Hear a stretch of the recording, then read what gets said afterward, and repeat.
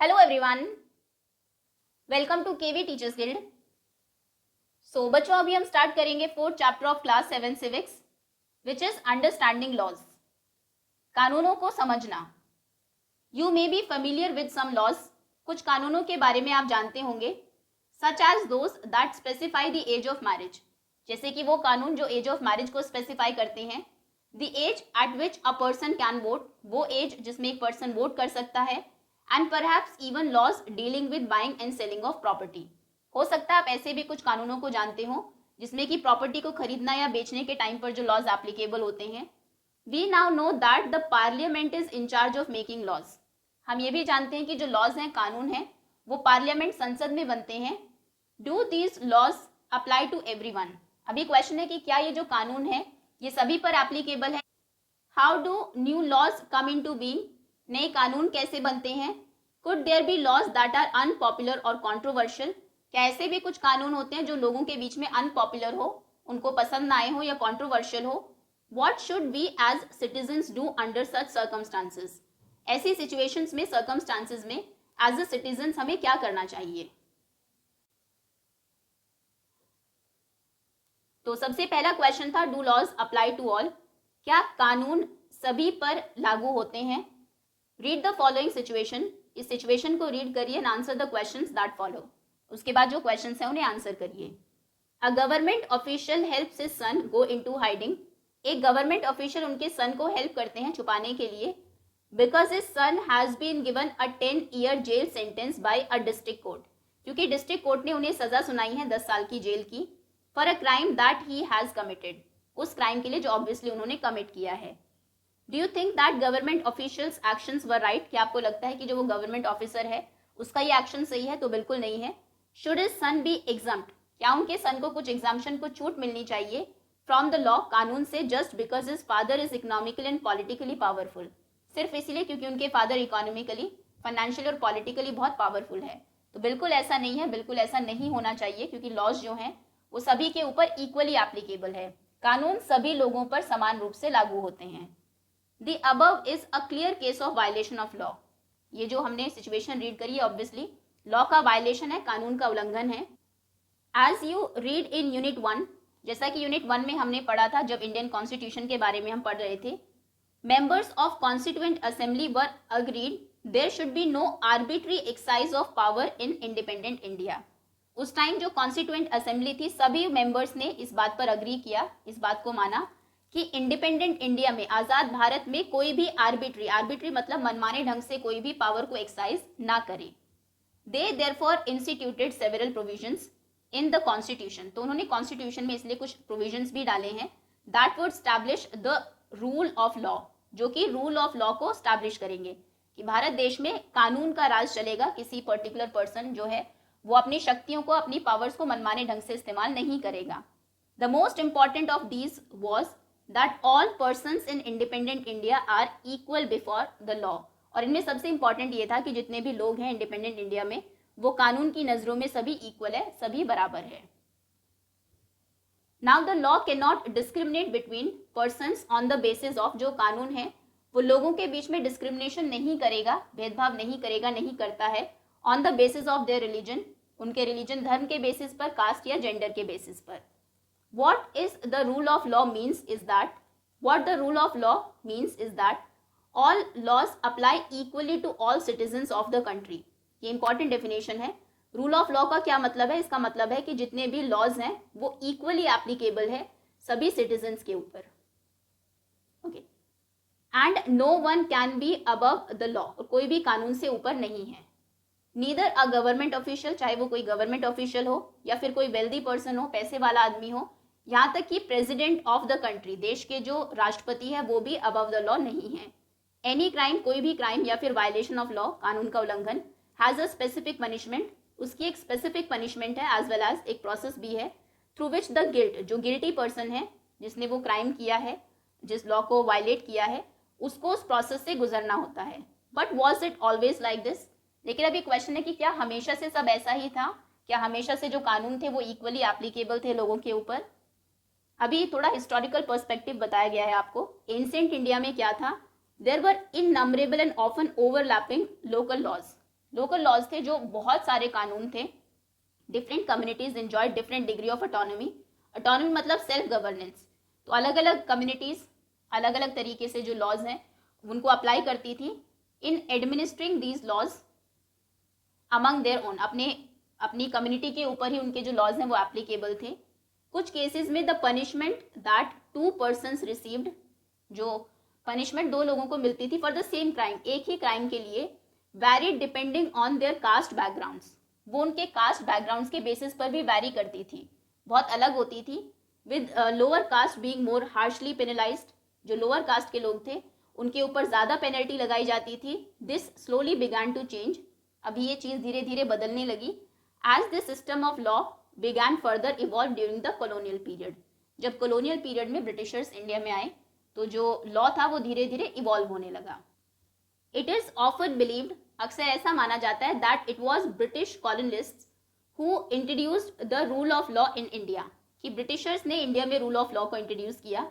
Historians have disputed this claim on several grounds. कुछ grounds पर historians जो है वो डिस्प्यूट करते हैं इस स्टेटमेंट के ऊपर.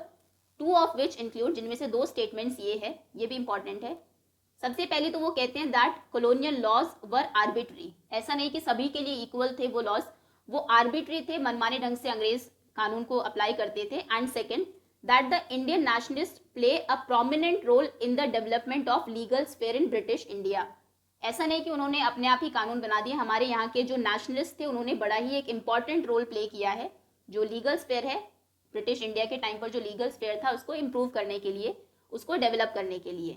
वन एग्जाम्पल, जैसे कि एग्जाम्पल दिया हुआ है ऑफ आर्बिट्रीनेस, कि कैसे वो आर्बिट्री थे पावर को एक्सरसाइज करने में.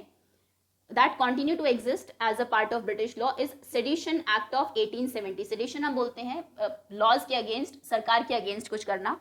तो उन्होंने सेडिशन एक्ट बनाया था 1870 में, जिसके अकॉर्डिंग क्या था, the idea of sedition was very broadly understood with in this act. Any person protesting और क्रिटिसाइजिंग द ब्रिटिश गवर्नमेंट, कोई भी पर्सन अगर प्रोटेस्ट करता है या फिर क्रिटिसाइज करता है ब्रिटिश गवर्नमेंट को, could be arrested without due trial. बिना ट्रायल के ही आप उसको अरेस्ट कर सकते हैं. जबकि जो डेमोक्रेसी है उसमें ऐसा नहीं होता, लोगों के पास पावर होती है, वो प्रोटेस्ट भी कर सकते हैं गवर्नमेंट के अगेंस्ट, गवर्नमेंट को क्रिटिसाइज भी कर सकते हैं. बट ये जो पावर थी लोगों को वो नहीं दी गई थी ब्रिटिशर्स के टाइम पर.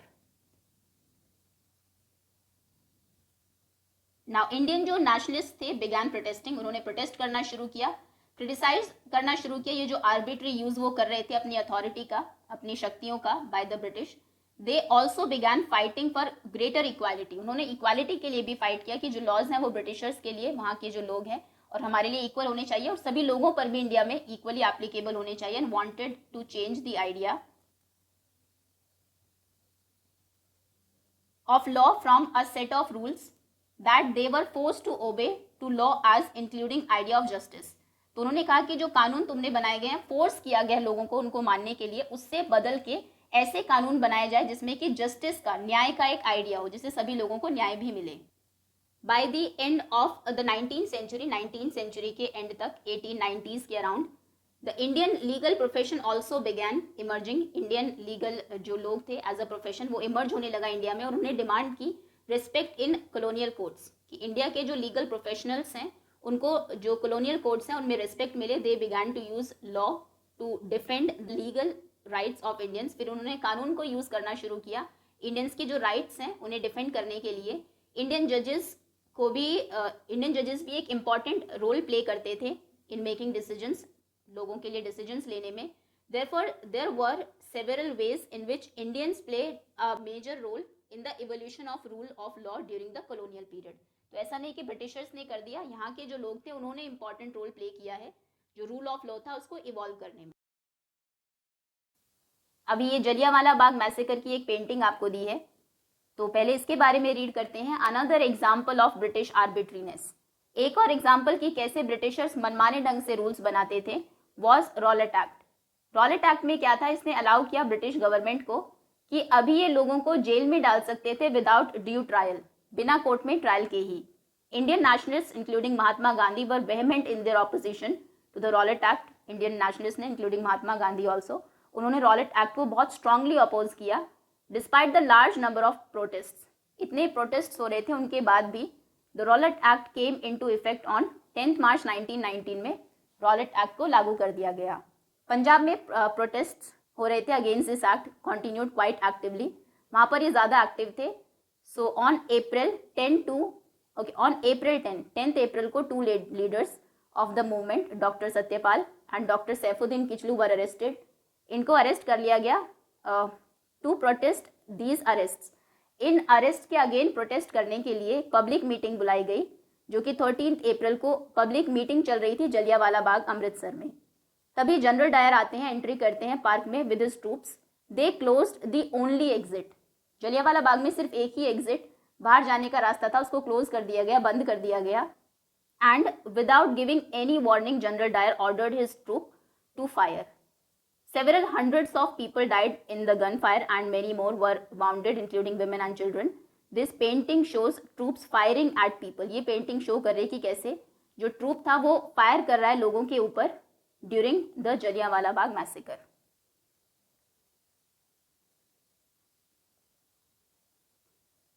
Okay, now with the adoption of the constitution, अभी हम बात कर रहे हैं इंडिपेंडेंस के बाद की।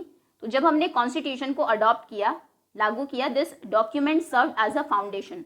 तो इस डॉक्यूमेंट ने एक फाउंडेशन की तरह काम किया, एक नींव की तरह ये काम कर रहा है, ऑन जिस फाउंडेशन के बेसिस पर हमारे जो रिप्रेजेंटेटिव्स हैं, एमपीज हैं, एमएलएज हैं, उन्होंने शुरू किया लॉ बनाना for the country. Every year, हर साल हमारे रिप्रेजेंटेटिव्स कुछ नए कानून पास करते हैं और जो एग्जिस्टिंग है कानून उनमें कुछ अमेंडमेंट, कुछ चेंजेस भी करते हैं।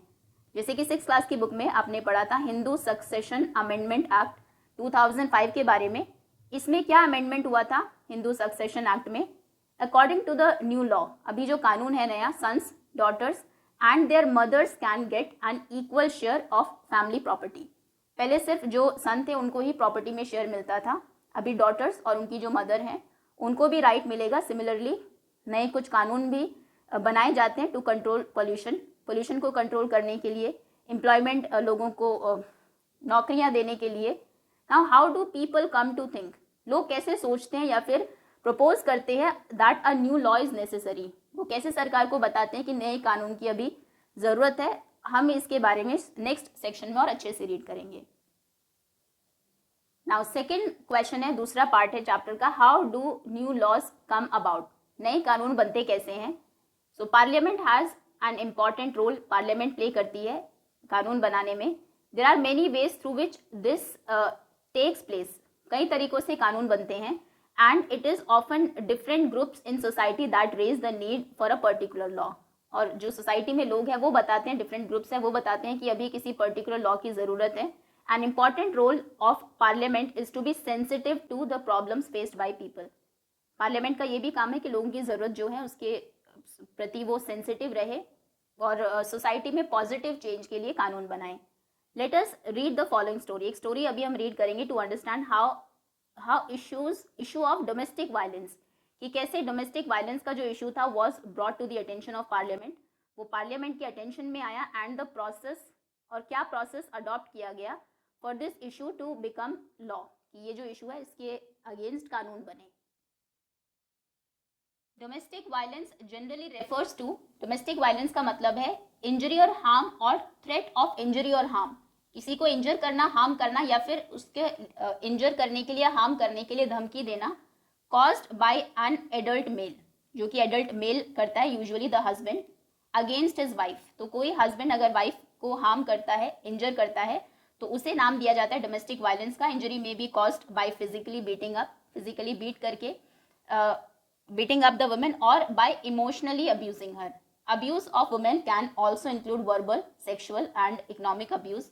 The Protection of Women from Domestic Violence Act 2005, तो 2005 में इसको एक्सटेंड किया गया, the understanding of the term domestic. Domestic का मतलब है टू इंक्लूड ऑल वुमेन, वो सभी women who live or have lived together in shared household, जो कि रहे हैं कभी या रह रहे हैं शेयर्ड हाउस होल्ड में with a male member who is perpetrating the violence, किसी मेल मेंबर के साथ जो कि वायलेंस कर रहा है, तो उसे हम कहेंगे डोमेस्टिक वायलेंस।